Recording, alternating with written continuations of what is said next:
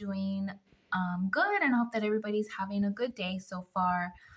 Um, I just wanted to get on here really quickly to release this, I guess, this just feeling to get this word or this message, I should say, out. I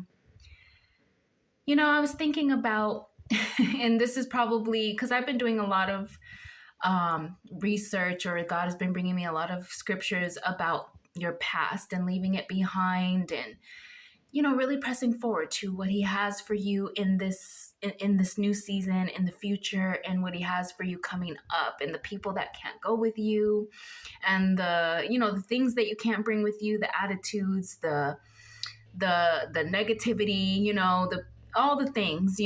So but then He also had me thinking about back then, when you go back to your first love, which is Jesus, which is your Father, you realize that He was always there for you, no matter what you went through. And a lot of us ladies, especially those that have been traumatized or didn't have father figures or strong father figures in our lives, we tend to lean on a man or get into these bad situations with men in bad marriages because we think that this person is going to finally love us, and this person's going to save us, and this person is going to uplift us, and this person is going to do or fulfill us in a way where we feel empty. um, but we never needed that. We went through the brunt of it. Like, I just remember when I was molested back in the day when I was a little child, or when I was bullied severely back in school, and when I was going through these bad relationships, and when I was going through the bad and the heartache and the pain and the suffering. I went through it. Even if I had a partner next to me, I went through it on my own, but it wasn't on my own. It was in Jesus. So I never knew how strong that I was until God showed me that He was always there in me, willing me to be strong and to get through these situations and to get through these heartaches and these bad times. And so if I could go back and talk to my younger self, I would say, Zipporah, you don't need anyone else. Work on yourself. Make yourself a priority. Put yourself first. Grow in Jesus first. Get yourself that business. Go to school. I would have poured all of that into me instead of pouring it into some man who didn't care about me anyway, who wasn't going to save me, who wasn't really adding anything to my life, but tearing me down, tearing my life down. And so I know this is a crazy analogy, and you can think what you want to think about the Disney movies and all of that, but I always see, I know that there's some mixed messages and bad messages and whatever, but I always see good messages in Disney movies, because if you look at most of the Disney princesses, they always started alone. They always had a strength in themselves to press forward, and then came Prince Charming and all of that.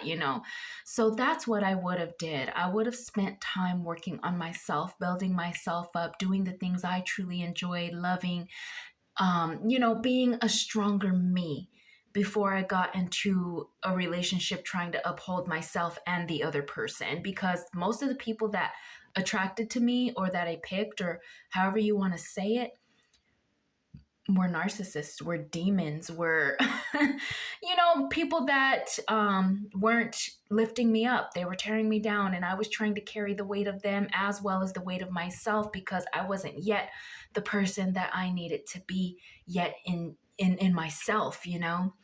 Although I had Jesus there with me, and I had God to help me to get through, I still was being stubborn and rebellious towards Him, thinking I knew my own way and my own will and doing it my own way and whatever.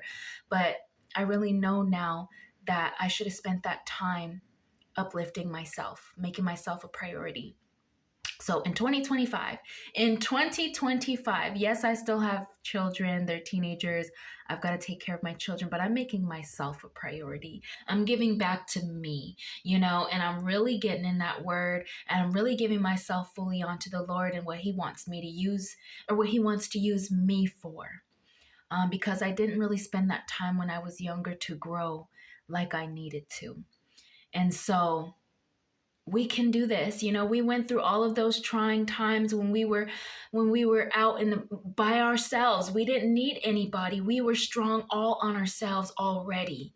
All by ourselves already in Jesus. We were already strong enough, you know? We don't need Mr. Prince Charming to come and uplift us until the right one comes along. Don't fall for it. Don't take it. Don't go for it.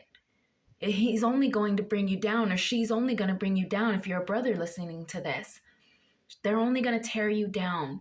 Make sure that you're uplifted in yourself. Build yourself up. Have your own. And make sure that you're growing your relationship in Jesus like none other. Because I'm telling you, you're going to step into that relationship and they're going to tear you down. And the little bit that you had is going to be taken away, even because they're going to leave you so broken. But glory be to God, in every situation, He also uses that for your good. But take it from me, if I could go back and not have to go through those situations, I would not have. Although I do see why I went through them, and I'm grateful that I gained so much more than I ever lost in those situations, because I gained a sense of who I truly was in Jesus. And it brought me closer to Jesus, and it gave me a relationship that I wouldn't trade with God for the world, for anything, for anyone.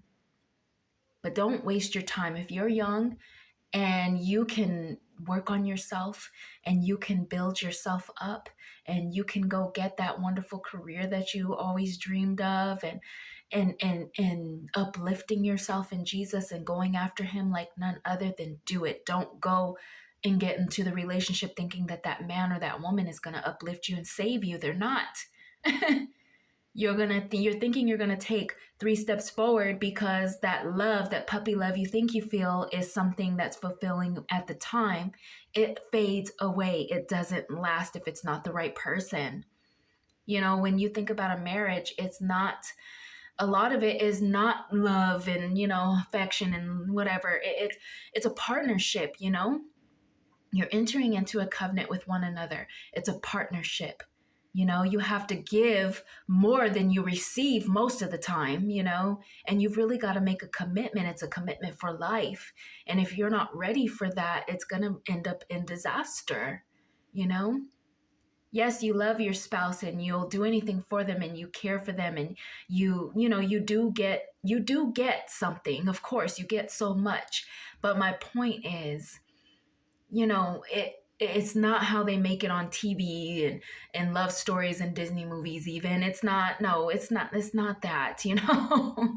It's not cookies and ice cream and cake. It's not for wimps. In other words, you have to be pretty strong, a really strong person, to be dedicated to this person fully, no matter who they are and what they bring to the table. Most of the time, like I said, you are giving than you are receiving. And it's a partnership. You have to do this together. This is a whole separate person from you, and then you become one under God. But you still have to work at it every single day. Marriage, besides being a mother, is one of the hardest things that I've ever had to do. Being a mother would be number 1, and then my marriage would be number 2. It's not for wimps. It's not for wimps. And it's even that much more harder when you pick the wrong person. Because you feel like you're not in a marriage at all. You feel like you're just abused and used and tormented, You really do. So take that time to build your relationship up in Jesus, and remember that you are already strong without that other person on your own in Jesus. Take that time to really, really, really, really grow in Jesus. Take that time, because you're going to need it. You're going to need it. Okay. I love you guys. I hope you guys have a good day. Bye.